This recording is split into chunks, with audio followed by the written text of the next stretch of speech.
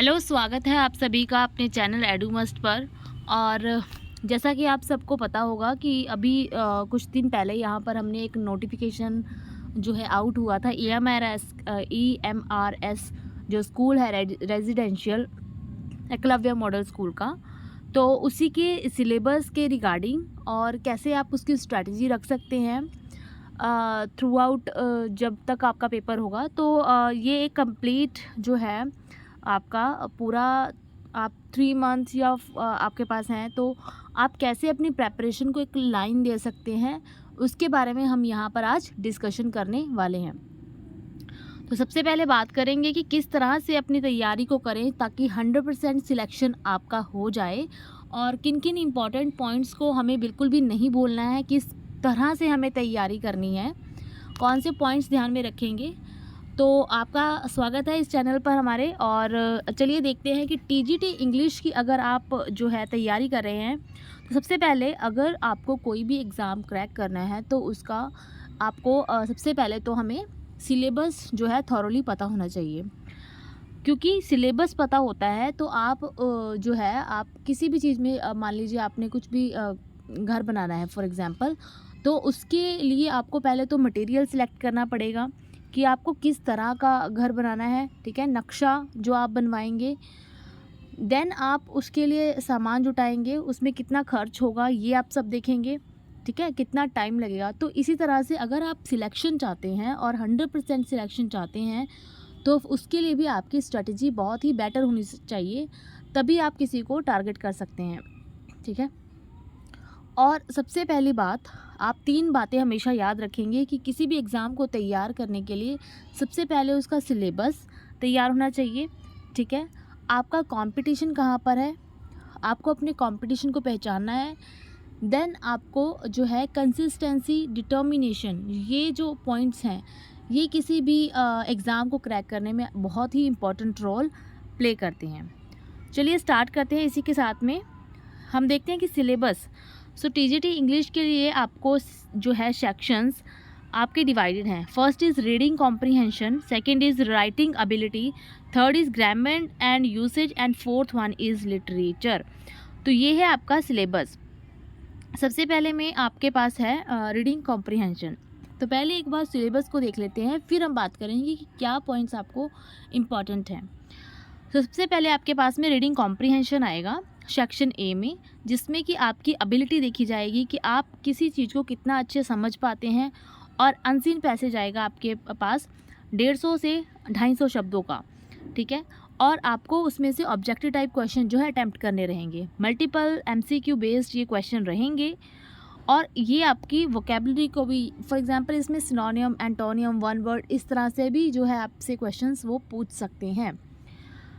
और इसमें आपकी फैक्चुअल और ग्लोबल कॉम्प्रिहेंशन की नॉलेज चेक होगी। तो इसको हम कैसे, इस सेक्शन को आप कैसे टारगेट कर सकते हैं, इसके लिए सबसे बढ़िया जो तरीका है आपके पास में कि आप अपना जो है आपके गूगल है आपके पास, आप गूगल में से रोज़ बिल्कुल बिना एक भी नागा डाले, जैसे आप खाना खाते हैं उसी तरह से आपको इसको भी जो है इनटेक करना है। लाइक आप एक कॉम्प्रिहेंशन तो बिल्कुल ज़रूर से सॉल्व करेंगे ही करेंगे, टाइमर के साथ में करेंगे, चाहे आपके एक क्वेश्चन सॉल्व हो चाहे आपके साथ में 2। और आपको अच्छे लेवल का जो है कॉम्प्रिहेंशन यहाँ पर सॉल्व करना चाहिए। लाइक प्रीवियस ईयर के ही आप कॉम्प्रिहेंशन देखिए और उन्हीं को सॉल्व कीजिए। ऐसा नहीं आप कुछ भी मतलब 6-7 का लेवल का कर रहे हो, ऐसा नहीं। प्रीवियस ईयर क्वेश्चन को ही उठाइए, इसी एग्ज़ाम के नहीं किसी भी एग्ज़ाम के वो हो सकते हैं। फॉर एग्ज़ाम्पल आपके पास जैसे आप UPSC का कोई कॉम्प्रिहेंशन हो, वहाँ से आप उठा लीजिए, या फिर और भी एग्ज़ाम्स में आते रहते हैं जैसे CTET, PSTET, इनमें भी आते रहते हैं, तो आप वहाँ से भी अपना जो है कॉम्प्रिहेंशन पार्ट तैयार कर सकते हो। इसके अलावा कोई भी अच्छा तरीका नहीं है, इसके अलावा आप कुछ नहीं कर सकते हो। एक बात यहाँ पर और मैं आपको बता सकती हूँ कि यहाँ पर आपको क्वेश्चन आपका कॉम्प्रिहेंशन को आप जैसे भी टारगेट करना चाहते हैं। कुछ लोगों का तरीका होता है कि पहले पूरा पैरा पढ़ेंगे, ठीक है, जो कि एक अच्छा तरीका भी है। पहले पूरा पैराग्राफ पढ़ेंगे आप, देन आप उसके जो क्वेश्चंस को देखेंगे और फिर उसके ऑप्शंस पढ़ेंगे। और कुछ लोग इस तरह से जाते हैं कि पूरा पैराग्राफ पढ़ लिया, फिर क्वेश्चन और ऑप्शन पढ़े, और फिर फिर गए फिर पढ़ा इस तरह से, लेकिन ये टाइम कंज्यूमिंग है। बेस्ट तरीका यही है जो कि मैं भी अपने एग्ज़ाम्स में टारगेट करती हूँ और जो काफ़ी लोगों का मानना भी है कि आप क्वेश्चन के थ्रू अप्रोच कीजिए। आप क्वेश्चन पढ़िए, क्वेश्चन के ऑप्शन को देखिए, जो कि मैं भी बच्चों को ऐसे ही गाइड करती हूँ। अगर मेरे पास कोई बच्चा होता है तो मैं उसको ऐसे ही गाइड करती हूँ कि आप क्वेश्चन पढ़ें, ठीक है। ज़्यादा टाइम है आपके पास, रिलैक्स माइंड है, तो आप एक बार पैराग्राफ पूरा ऐसे पढ़ लो, मतलब बिल्कुल जैसे उसमें घुसना नहीं है, आपने जस्ट रीडिंग करी। देन उसके बाद में आपने जो है क्वेश्चन पढ़ा, ठीक है, एक रीडिंग चलो कर लीजिए, फिर क्वेश्चन पढ़िए और ऑप्शंस को बहुत ध्यान से देखिए। अब वो ऑप्शन पैराग्राफ में जहाँ पर भी आ रहा है उसको आप अंडरलाइन हल्का सा कर लेंगे और क्वेश्चन में से जो आपकी कीवर्ड है वो निकाल करके आप उसके थ्रू टारगेट करने की क्वेश्चंस को कोशिश करेंगे। तो एक ये तरीका है कि आप क्वेश्चन के थ्रू जो है अप्रोच लगा रहे हैं, तो ये इजी भी है। मैं तो इसी तरह से करती हूँ, मैं तो क्वेश्चन देखती हूँ, ऑप्शन देखती हूँ, देन उसके बाद में पैराग्राफ में वो जो है लाइंस जहाँ पर वो वर्ड्स कीवर्ड्स मेरे को टारगेटेड लग रहे हैं वहाँ पे थोड़ा सा अंडरलाइन करके और फिर आंसर के थ्रू क्वेश्चन के थ्रू अप्रोच करने की कोशिश करते हैं। इससे क्या है कि आपका टाइम बचता है, आपका दिमाग जो है रिलैक्स रहता है, ज़्यादा वो थकता नहीं है। और आप मान लीजिए आपके पास 5 क्वेश्चन है तो आप 3 तो अटैम्प्ट करके आएंगे ही आएंगे अच्छे से, मतलब एक जर्नल अंडरस्टैंडिंग है। लेकिन अगर पैराग्राफ ठीक ठाक हुआ तो आपको 5 में से 5 भी मिल सकते हैं। यूजीसी के यहाँ पर पैराग्राफ आपके लिए बहुत ही हेल्पफुल रहने वाले हैं, आप यूजीसी के पैराग्राफ सॉल्व कीजिए, ठीक है। अब आ जाते हैं राइटिंग एबिलिटी पर।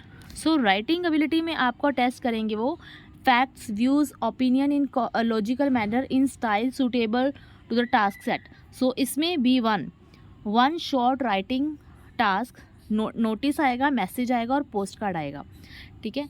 देखिए नोटिस में आपको फैक्चुअल क्वेश्चन आ सकते हैं, जैसे कि आपको बताइए कि फर्स्ट लाइन में जो रहता है आप उसमें टाइटल लिखते हैं किसी भी इंस्टीट्यूट का नेम या फिर ऑर्गेनाइजेशन का नेम, तो बताइए वहाँ पर क्या आएगा, टाइम कौन सा है, आप जो है सिग्नेटरी बॉडी क्या है। तो आपको उसका जो है फॉर्मेट अच्छे से पढ़ के जाना है नोटिस में आपको, और ये आपके लिए बिल्कुल भी टफ नहीं रहेगा। आप उसको अच्छे से बस एक जस्ट रीडिंग ही आप करके जाएंगे तो भी आपको समझ में आ जाएगा। इसी तरह से मैसेज राइटिंग में रहेगा कि बताइए जो है मैसेज की स्टार्टिंग कैसे करते हैं। तो मैसेज की राइटिंग जो है मैसेज से ही स्टार्ट करते हैं, बोल्ड लेटर में लिख करके। देन उसके बाद में आप क्या लिखते हो, तो आप उसके बाद में टाइम और डेट जो है वो मेंशन करते हैं। फिर मैसेज किसकी तरफ से आया है ना, उसको जिसको देना है मैसेज उसका नाम लिखते हैं। जैसा भी आपके मैसेज में बॉडी में आता है पूरा उसी तरह से आप उसको उसके फैक्चुअल क्वेश्चन एक आएंगे कि बताइए कैसा क्या रहता है। तो और पोस्ट कार्ड में भी उसी तरह से रहेगा। ये आपको जस्ट एक रीडिंग में भी समझ में आ जाएगा, उसके क्वेश्चन लगाएंगे and you are good to go. Second B2 में है writing a report of an event, process और प्लेस। तो रिपोर्ट राइटिंग यहाँ पर आपके पास रहेगी कि रिपोर्ट राइटिंग में आपके जो की पॉइंट्स रहते हैं वो आप पढ़ेंगे और इसके भी आप क्वेश्चन लगाएंगे, तो आप एक ही बार में गुड टू गो हो जाएंगे, दैट इज़ वेरी श्योर। सो आपको यहाँ पर एक रिपोर्ट दे देंगे और आप बताएंगे कि उसको आप रिपोर्ट राइटिंग करके बताइए, तो इस तरह से कुछ होगा। Writing an article, debate, speech based on visual verbal input on a given concurrent topic. इसमें आपको एक आर्टिकल लिखना रहेगा, ठीक है, या फिर डिबेट कोई भी टॉपिक होगा तो आपको वहाँ पर, जैसे कि यहाँ पे उन्होंने टॉपिक दे रखे हैं इन्वायरमेंट, एजुकेशन, लेकिन इससे मिलते जुलते और भी क्वेश्चन यहाँ पर आ सकते हैं बिल्कुल, ठीक है। और यहाँ पर आपकी राइटिंग अच्छी होनी चाहिए तो आप इसको कर पाएंगे। ओके, ये आपका राइटिंग पार्ट रहेगा, ठीक है। उसके बाद में राइटिंग लेटर, तो आपको अब लेटर के ऊपर में क्वेश्चन रहेंगे on the basic of verbal visual input letter types. तो आपके पास यहाँ पर लेटर जो है, letter of complaint, letter to the editor, ये आपका बस यहाँ पर जो है ना आपकी जो आप बोल सकते हो कि जनरल अंडरस्टैंडिंग, करंट टॉपिक्स की अंडरस्टैंडिंग आपके लिए यहाँ पर इम्पॉर्टेंट रहेगी। और ये सब हम ना आप देखोगे कि आप ये सब चीज़ें हम जो है 10th +2 और मास्टर ग्रेजुएशन लेवल तक हमने ये सब चीज़ें की होती हैं, और इसमें आपकी जो है करंट नॉलेज आपको बहुत हेल्प करने वाली है। इन टॉपिक्स को एक बार पढ़ेंगे ध्यान से, इसके जो फॉर्मेट्स आप अच्छे से पढ़ेंगे। फॉर्मेट्स को आप किसी भी 10th या +2 की नोटबुक से आप कवर कर सकते हैं, और नहीं तो आपको ऑनलाइन अवेलेबल होता है सब मटेरियल। आप इसका फॉर्मेट देखोगे, कौन सी चीज़ कहाँ पे प्लेस होती है, ठीक है, इसके इंपॉर्टेंट पॉइंट्स देखेंगे और करंट टॉपिक्स के ऊपर आप थोड़ी नज़र बना के रखेंगे, तो आप इन टॉपिक को कर ले जाओगे, ठीक है। कि सैल्यूटेशन फॉर एग्जांपल लेटर में कहाँ पर रहता है, लेटर में जो है बॉडी पार्ट कौन सा है, इस तरह से आप देख के जाएंगे तो आपका ये पार्ट जो है आपका जो आपके 10th और +2 की नॉलेज है, यहीं से ये क्वेश्चन बनेगा और करंट नॉलेज आपके लिए यहाँ पर इंपॉर्टेंट रहेगी। Third is grammar and usage, ability to apply the knowledge of syntax, language, grammatical items to use them accurately in context, ठीक है। The following grammatical structure will be tested, तो यहाँ पर आपकी अब ग्रामेटिकल नॉलेज बिल्कुल check होने वाली है। इससे पहले जो था राइटिंग पार्ट था, इसमें tense, modals, voice, subject, verb, concord, connectors, clauses, part of speech, punctuation, sequence to form a coherent sentence और अ पैराग्राफ, ठीक है। सबसे पहले टेंसेस रहेंगे, तो ये आपको बस टेंसेस की अच्छी नॉलेज होनी चाहिए और ये पार्ट बिल्कुल भी टेंसेस का तो टफ नहीं होगा। आप इंग्लिश पढ़ रहे हो तो टेंसेस आपको आने ही चाहिए। देन है मॉडल्स में भी आपको जो है काफ़ी हद तक आप निकाल ले जाएंगे। आप इसकी देखिए ग्रामर पोर्शन के लिए आपके पास अबंडेंस मतलब यूट्यूब पे इतने अच्छे अच्छे टीचर्स आपको यहाँ पे टीच कर रहे हैं। आप किसी भी एक टीचर को हेल्प लेकर भी इस टॉपिक को बिल्कुल उन्होंने सीक्वेंस में दिए होते हैं, ठीक है। आप किसी भी टीचर को फॉलो करेंगे, बहुत से चैनल हैं, तो वो उन्होंने बिल्कुल सीक्वेंस में अपनी जो है प्लेलिस्ट बना रखी होती है, तो आप वहाँ से जाकर इनको कवर कर सकते हो। हार्डली आपको 15 से 20 दिन ही लगेंगे इसको कवर करने में, विद क्वेश्चन करना। लेकिन आपने आज मान लीजिए टेंसेस किया, उसके क्वेश्चंस आज ही प्रैक्टिस कीजिए। आपने आज मॉडल्स किए, आप आज ही इसको फॉर एग्जांपल यहाँ पर 1 2 3 4 5 6 7 8 9 टॉपिक हैं, तो आपको इसमें हार्डली 18 to 20 डेज़, यानी कि आप एक टॉपिक रोज़ करते हो, आपको इसमें 30 डेज़ जो है एक महीने का टारगेट लेके चलेंगे, तो आप एक घंटे की क्लास या मान लीजिए 2 घंटे भी आप इस ग्रामर का पढ़ते हो, तो आपका ये आप अच्छे से आप इसको अटेम्प्ट कर पाओगे, ठीक है। Then is important and our last part section, that is literature। यहाँ से अब आपका मेन स्कोरिंग पार्ट स्टार्ट हो जाता है। इसमें पहली बात तो आपके पास क्या है, to test the candidates familiarity with the works of the writers of different genres and periods of English literature, the candidate should have a thorough knowledge of।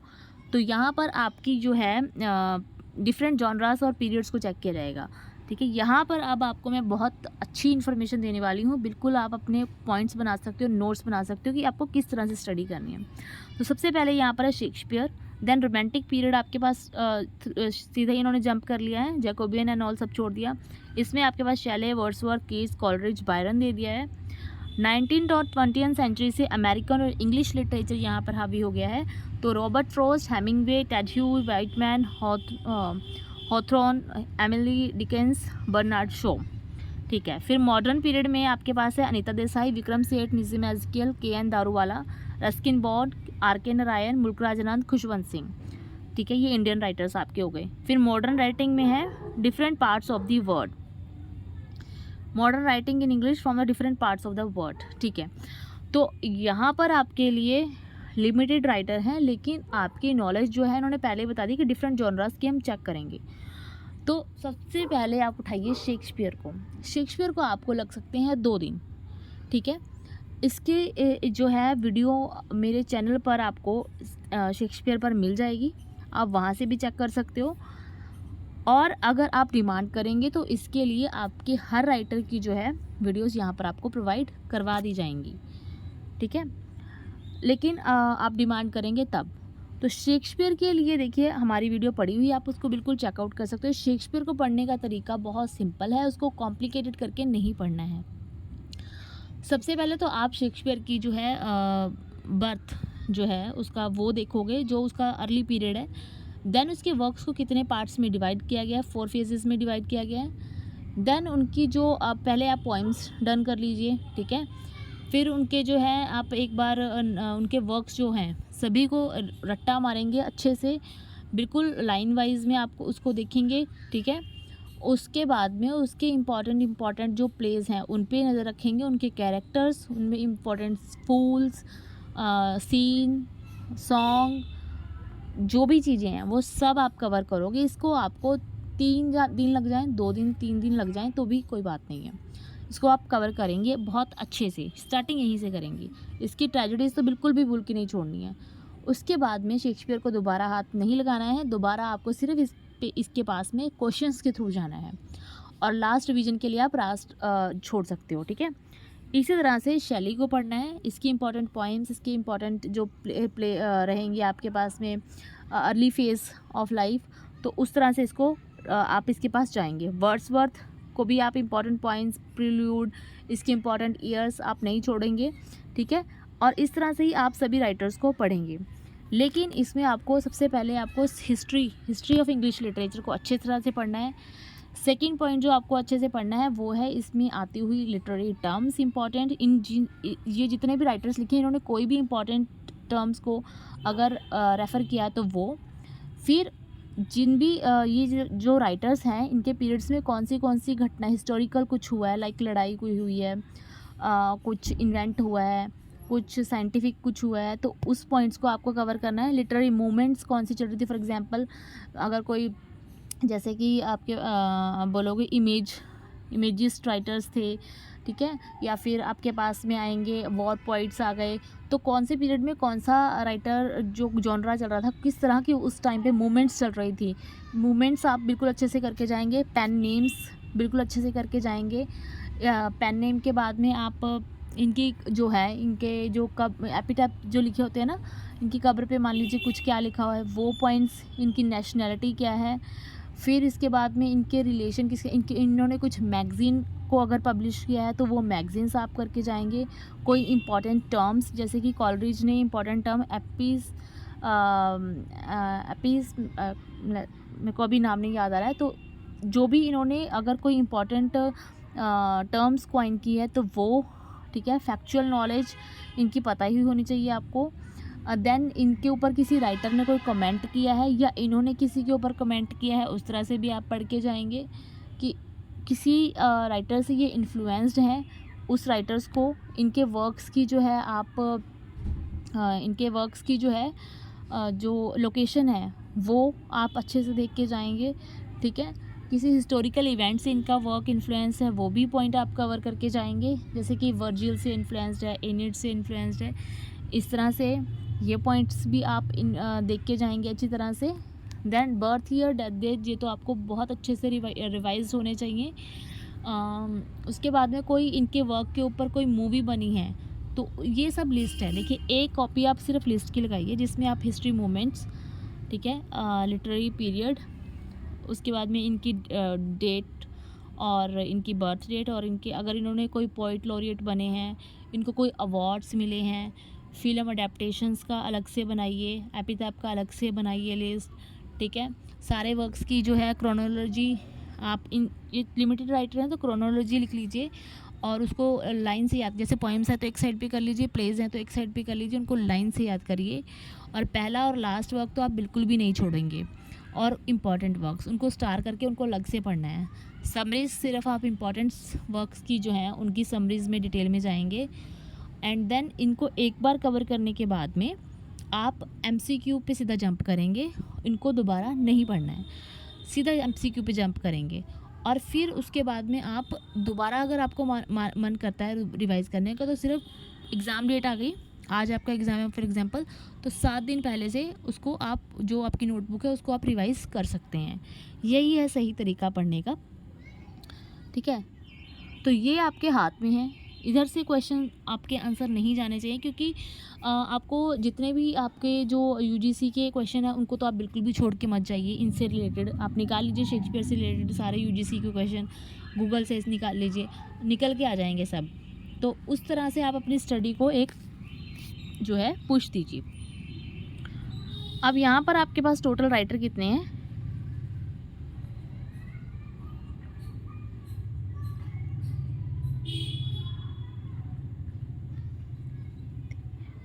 आपके पास इन टोटल जो है आपके पास मान के चलिए 25 to 30 जो राइटर्स आपके पास निकल के आ जाएंगे।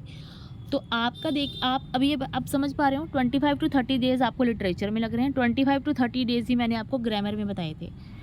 और ये जो आपका पार्ट है रीडिंग कॉम्प्रिहेंशन, ये भी आपका साथ में चलना चाहिए। ये आपके लेगा हार्डली 15 मिनट, यानी कि आपको जो है 2 आवर्स और 1 घंटा आपको इसके ऊपर, इसके भी इतने टॉपिक निकलेंगे 25 टू 30, यानी कि आपका सिलेबस जो है कवर होने के लिए आपको 30 टू 40 डेज़ लगेंगे सिलेबस कवर होने में। आपका मतलब एक बार आपकी नज़र से निकल जाएगा, इस तरह से आपको 40 डेज़ लगेंगे मेरे हिसाब से तो, ठीक है। 40 डेज़ का टारगेट रखिए। और आपकी जो स्टडी आवर्स रहने चाहिए वो हैं आपके 4 to 5 hours for this section, English section. 4 to 5 hours अगर आपके पास पूरा दिन है तो 4 टू 5 आवर्स आपके लिए इनफ हैं फॉर द इंग्लिश सेक्शन, ठीक है। इतना तो देखो पढ़ना ही पड़ता है। अगर कोई बोलता है ना कि आप इन टोटल 4 टू 5 आवर पढ़िए और एग्ज़ाम को क्रैक कर ले जाओगे और आपने पढ़ा बिल्कुल भी नहीं है, तो that is not possible. Hard work is the key to success, ये डेफिनेट है। अगर कोई बोलता है हमने 45 डेज़ में पेपर क्रैक कर दिया, तो ये बिल्कुल झूठ है। आपकी बैक एंड नॉलेज बहुत अच्छी है, आपने तब 45 डेज़ में क्रैक किया है। ऐसा कोई भी मंत्र नहीं है कि आप 45 डेज़ में अपना एग्ज़ाम क्रैक कर सकते हो। 45 डेज़ में सिर्फ वही लोग एग्ज़ाम क्रैक करते हैं जिनकी जो नॉलेज है, जो वो पीछे उन्होंने पढ़ा है वो बहुत कहीं ना कहीं स्ट्रॉन्ग है, ठीक है। उन्होंने उस पर पहले से ही बहुत अच्छी स्टडी की हुई है, तब वो 45 डेज़ में करते हैं। 45 डेज़ में कोई भी आप नॉर्मल बच्चा उठ के जाएगा तो 45 डेज़ में नहीं कर पाएगा। आप सोचेंगे आपने 3 साल से कोई पढ़ाई नहीं की है, आप सीधा जाके जंप करेंगे और 45 डेज़ में पेपर क्रैक कर देंगे, that is not possible. You have to study hard to achieve your dream job, ठीक है। तो आपको बहुत मेहनत करनी पड़ती है, उसके लिए आपको टाइम निकालना पड़ता है। वो आप किस तरह से निकालते हो वो आपके ऊपर है टोटल, ठीक है। आप 3 बजे उठते हैं, 4 बजे उठते हैं, लोग तो पढ़ाने के लिए उठते हैं, तो आप अपने लिए पढ़ने के लिए क्यों नहीं उठ सकते हैं? आप बिल्कुल कर सकते हैं, ठीक है। और मुझको लगता है इतने ही घंटे 4 टू 3 आवर्स जो है आपको पेपर जो आपका 1 रहेगा उसमें भी आपको देना रहेगा, ठीक है। तो इस तरह से आपकी स्टडी जो है होनी चाहिए, बिल्कुल टारगेटेड। पूरा दिन ही आपको कैसे यूटिलाइज़ करना है ये आपको देखना रहेगा। और इसी के साथ में आपको बहुत सी ब्लेसिंग्स के साथ में मैं वीडियो को एंड करूँगी। अच्छी लगी है वीडियो तो सब्सक्राइब कर लीजिए, like the video and share the channel. और लिटरेचर के ऊपर अगर आपको कुछ हेल्प चाहिए तो आप कमेंट कर सकते हैं, तो उसके लिए हम आपको आप शेक्सपियर की वीडियो बिल्कुल देख सकते हो। और अगर आपको लगता है तो आप मुझे बता सकते हो आपकी हेल्प के लिए, ठीक है। तब तक के लिए थैंक यू।